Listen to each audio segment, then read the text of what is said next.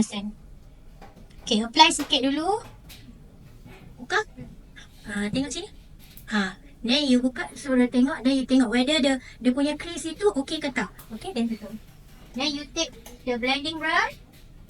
Then you blend dekat dia punya edges. Okay. Ni tak ada apa-apa tau. Okay. Then you bring slightly inside.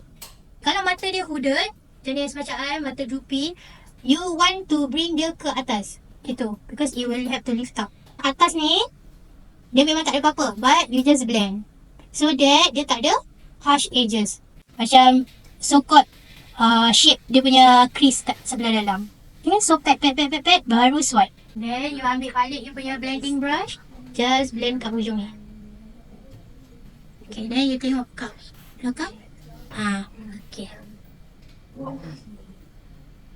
Okay, then I pakai jari. Okay.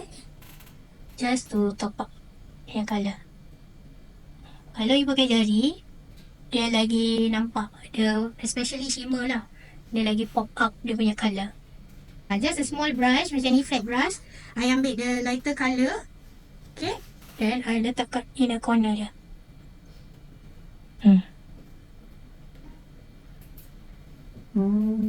Okay. Tak kata.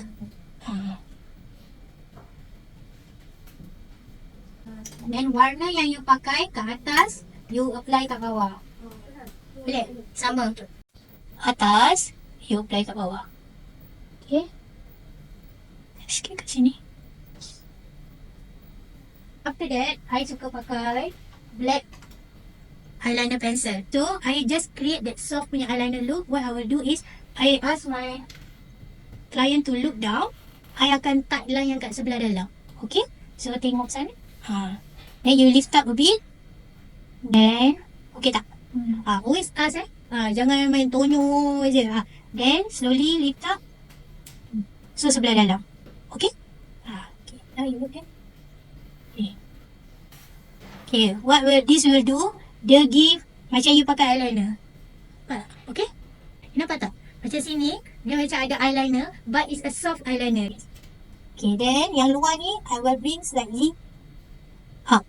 You just bring in sikit. Jadi dia nampak soft. Okay. Boleh? Bawah waterline, I akan pakai nude colour. I akan pakai nude, okay tak? Okay. Because nude will soften dia punya eye look. Tapi kalau dia nak go for smoky punya, then you can use black. Okay?